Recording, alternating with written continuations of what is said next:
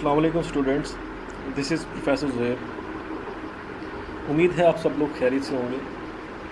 हम chapter number 2 को discuss कर रहे थे। हमारा आज का सेक्शन इस चैप्टर का लास्ट सेक्शन है। आज हम चैप्टर सेकंड को अल्हम्दुलिल्लाह वाइंड अप कर देंगे। दैन इसके बाद हम नेक्स्ट मूव ऑन करेंगे थर्ड चैप्टर की तरफ। आज का लेक्चर थोड़ा इम्पोर्टेंट लेक्चर होने वाला है। आज के लेक्चर के अंदर जो टॉपिक, जो सेक्शन हम स्टडी करेंगे वो इस चैप्टर का मोस्ट इम्पोर्टेंट पार्ट है। तो आप लोगों ने इस लेक्चर को अच्छे से समझना है। तो लेक्चर को स्टार्ट करने से पहले अगर आप मेरे चैनल पर न्यू हैं तो मेरे चैनल को सब्सक्राइब कर दें और साथ में लगे बेल आइकन को भी प्रेस कर दें ताकि हर नई आने वाली वीडियो आपको बआसानी मिल सके। तो चलिए लेक्चर को स्टार्ट करते हैं। चैप्टर नंबर 2 काइनेमैटिक्स जो हम आज एंड करेंगे। काइनेमैटिक्स हम चैप्टर नंबर 2 स्टडी कर रहे थे।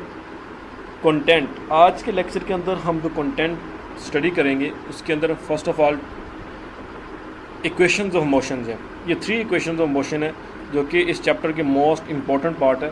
एंड देन हम लास्ट सेक्शन जो है इस चैप्टर का motion of freely falling object, freely falling bodies को स्टडी करेंगे। Equations of motions, there are 3 basic equation of motions for bodies moving with a uniform acceleration. एक बॉडी, एक object जो कि यूनिफॉर्म एक्सेलरेशन के साथ मूव कर रहा है, ठीक है, यानी कि वो इक्वल टाइम के अंदर इक्वल स्पीड, इक्वल जो है डिस्प्लेसमेंट कवर कर रहा है, इक्वल स्पीड के साथ जो है वो कवर कर रहा है, तो उसको हम कहते हैं वो क्या है, यूनिफॉर्म एक्सेलरेशन है। तो देयर आर 3 बेसिक इक्वेशन। वो कह रहा है कि हमारे पास 3 बेसिक इक्वेशंस होती हैं एक मोशन ऑफ बॉडी की जो कि यूनिफॉर्म एक्सेलरेशन के साथ मूव कर रही है। These equation relate initial velocity, final velocity, acceleration, time and distance covered by moving object. और ये जो 3 इक्वेशंस हैं ये 5 चीज़ों के साथ रिलेट करती है जो कि आप लोगों ने याद रखनी है। सबसे पहली चीज़ है इनिशियल वेलोसिटी, सेकंड चीज़ है फाइनल वेलोसिटी, थर्ड चीज़ है एक्सेलरेशन, फोर्थ चीज़ है टाइम एंड फिफ्थ चीज़ है डिस्टेंस। ये 5 चीज़ें हैं जो कि इन 3 इक्वेशंस ऑफ मोशंस के साथ क्या करती हैं, रिलेट करती हैं। To simplify the derivation of these equations, we assume that the motion is along a straight line. वो कह रहा है कि हमने इन इक्वेशन की डेरिवेशन को सिंप्लीफाई करने के लिए हमने अज्यूम कर लिया कि जो मोशन है बॉडी की वो एक स्ट्रेट लाइन मोशन है, ठीक है। Hence we consider only the magnitude of the displacement, velocities and acceleration. तो वो कह रहा है कि हम सिर्फ और सिर्फ मैग्नीट्यूड को कंसीडर करेंगे, डिस्प्लेसमेंट की, वेलोसिटी की और एक्सेलरेशन की। Consider a body moving with initial velocity vi in a straight line with a uniform acceleration a. वो कह रहा है कि हमने एक बॉडी कंसीडर की जो कि इनिशियल वेलोसिटी के साथ vi के साथ एक स्ट्रेट लाइन के अंदर मूव कर रही है जिसका एक्सेलरेशन क्या था, a था। Its velocity become vf after time t। वो कह रहा है कुछ टाइम गुजरने के बाद, t टाइम गुजरने के बाद उसकी जो फाइनल वेलोसिटी हो गई है वो vf हो गई है। The motion of the body is described by the speed time graph as shown in figure 2.26 by a line AB. तो ये कह रहा है कि जो उस बॉडी की जो मोशन है उसको हम डिस्क्राइब करते हैं स्पीड टाइम ग्राफ के साथ। ये जो A और B है, यहाँ से लेके A से लेके B तक, ये एक ऑब्जेक्ट है जो कि स्ट्रेट लाइन के अंदर मूव कर रहा है जिसका एक्सेलरेशन क्या है, A है। A से B उसकी क्या है, A है।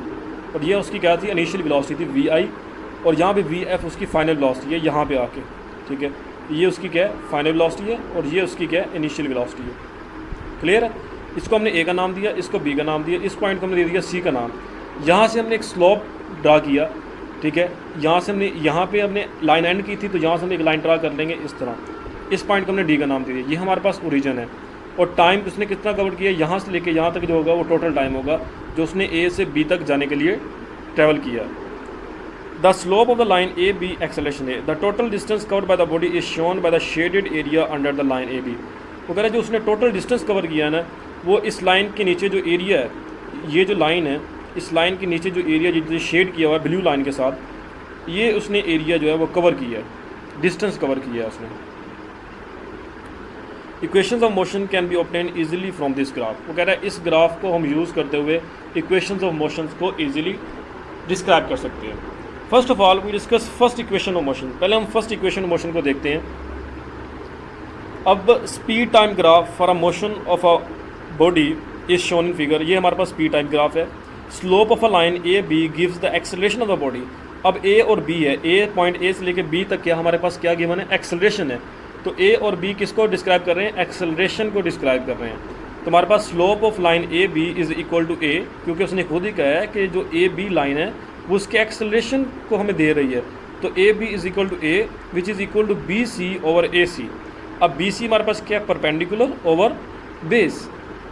ए slope of line A B किसके इक्वल होगा, स्लोप हम बेसिकली जो टेन होता है ना, टेंजेंट होता है, टेन वो बेसिकली क्या होता है, स्लोप होता है।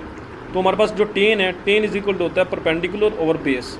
अब परपेंडिकुलर हमारे पास क्या है, बी सी, ये बी से लेके सी तक हमारे पास क्या परपेंडिकुलर। तीन चीज़ें होती हैं, एक होता है परपेंडिकुलर, ठीक है, एक होता है बेस और एक होता है हाइपोटेनियस, ठीक है। अब इसके अंदर ये एक बन रही है, ठीक है, ये पॉइंट हमारे पास ए है, ये पॉइंट हमारे पास बी है, ये वाला पॉइंट, और यहाँ पे हमारे पास सी है। अब ये हमारे पास क्या परपेंडिकुलर है और ये हमारे पास क्या है, बेस है। परपेंडिकुलर क्या है, बी सी ओवर ए सी, तो बी सी ओवर ए सी आ जाएगा। अब हमारे पास जो बी ए सी है, ए सी को हम बी डी, ए सी हमारे पास, सॉरी जो बी सी, ये वाला पॉइंट बी सी है, बी सी को हम लिख सकते हैं कि B D minus C D. ये हमारे पास बी है और ये हमारे पास डी है। अगर हम बी डी में से माइनस करते हैं सी डी को, तो हमारे पास यही बी सी ही बचेगा। तो हम बी सी की जगह पे लिखते हैं B D minus C D over O D. A C को हमने ओ डी लिखा है क्योंकि ए सी जो है वो ओ डी के इक्वल है, ठीक है। तो ओ सी की जगह हमने ओ डी लिख दिया। अब हमारे पास बी डी जो है, बी डी यहाँ से लेके यहाँ तक हमारे पास क्या है, फाइनल वेलोसिटी है जो कि वी एफ है। सी डी हमारे पास क्या है, एक इनिशियल वेलोसिटी है जो कि वी आई है, ये देखें ये वाली वेलोसिटी वी आई है। और ओ डी हमारे पास क्या है, टाइम है। तो ये इस इक्वेशन को हम सिंप्लीफाई करेंगे तो हमारे पास V F minus V I divided by T बनेगा।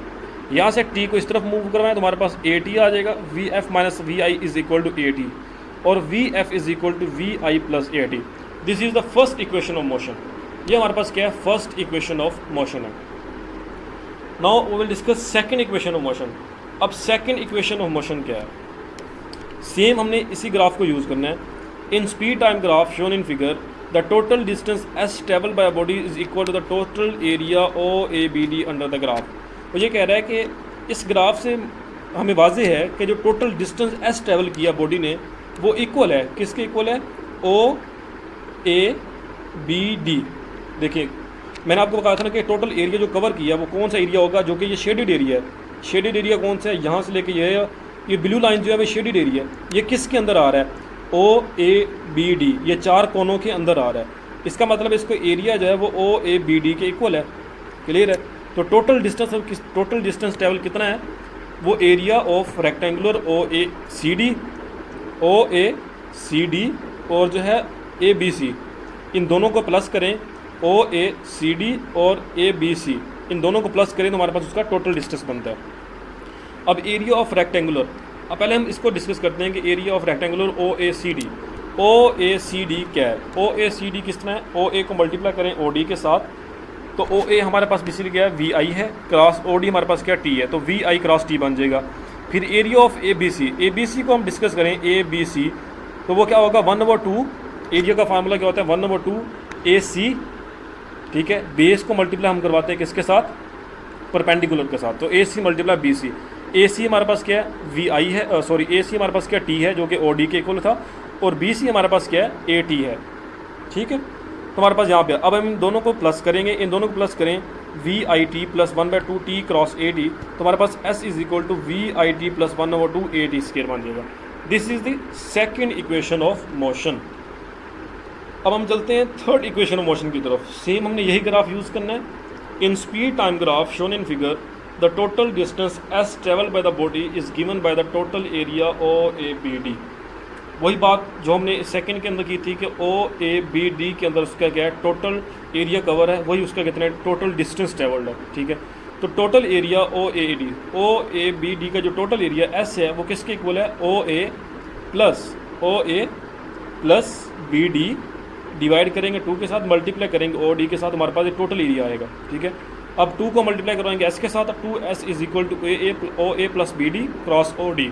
दोनों तरफ हम मल्टीप्लाई करवाएंगे बी सी और ओ डी के साथ। यहाँ पे हमने बी सी ओ डी के साथ मल्टीप्लाई करवा दिया, इस तरफ भी बी सी ओ डी के साथ मल्टीप्लाई करवा दिया, ओ डी से कैंसिल हो जाएगा और ये बी सी इसके साथ मल्टीप्लाई हो जाएगा। अब यहाँ पे हमारे पास B C over O D ये एक इक्वल आ जाएगा, और यहाँ पे हमारे पास ओ ए वी एफ है और बी डी हमारे पास क्या है वी एफ है, ये वी आई है और ये वी एफ है। और यहाँ पे हमारे पास बी सी जो हमने पीछे फाइंड कर चुके हैं वो हमारे पास क्या है वी एफ माइनस वी आई है। तो 2as इसके साथ मल्टीप्लाई हो जाएगा 2as। यहाँ पे हमने ये किया है putting the values in the above equation, simply above equation के अंदर हमने वैल्यूज पुट की हैं सिर्फ। तो हमारे पास 2as is equal to V F square minus V I square. तो ये हमारे पास जो इक्वेशन नंबर 2.8 है, this is called third equation of motion. ये हमारे पास 3 इक्वेशंस ऑफ मोशन है जो कि मोस्ट इंपॉर्टेंट है और थ्रू आउट इसकी न्यूमेरिकल्स के अंदर और नेक्स्ट कुछ चैप्टर्स के अंदर हम इसका इस्तेमाल भी करते हैं। Now we will discuss the last section of this chapter 2.7 motion of freely falling bodies. Freely falling bodies की motion. Drop an object from the some height and observe its motion. अगर हम कोई ऑब्जेक्ट है उसको कोई height से हम उसको ड्रॉप करते हैं और फिर हम उसकी मोशन को अगर ऑब्जर्व करें, does its velocity increase, decrease और remain constant as it approaches the ground. तो कह रहा है कि अगर हमने कोई ऑब्जेक्ट है उसको हमने ऊंचाई से नीचे फेंका है, क्या उसकी वेलोसिटी इंक्रीज होगी, क्या उसकी वेलोसिटी डिक्रीज होगी या उसकी वेलोसिटी कांस्टेंट रहेगी। Galileo was the first scientist to notice that all the freely falling objects have the same acceleration independent of their masses. Galileo एक साइंटिस्ट गुजरा है, उसने सबसे पहले ये ऑब्जर्व किया कि जो भी फ्रीली फॉलिंग ऑब्जेक्ट है उसका जो एक्सेलरेशन होता है वो सेम रहता है, जो कि मैस के ऊपर इंडिपेंडेंट है। ही dropped various object of different message from the leaning tower of the पीसा। ये जो आपके पास टॉवर है, ये एक लीनिंग टॉवर है पीसा के अंदर, उसने इस टॉवर से डिफरेंट मैसेज को नीचे फेंका और उनकी मोशन को ऑब्जर्व किया। He found that all of them reach the ground at the same time. और उसने ये नोट किया कि जितने भी ऑब्जेक्ट हैं वो सेम टाइम के ऊपर ही नीचे गिर रहे हैं। The acceleration of the freely falling bodies is called the gravitational acceleration.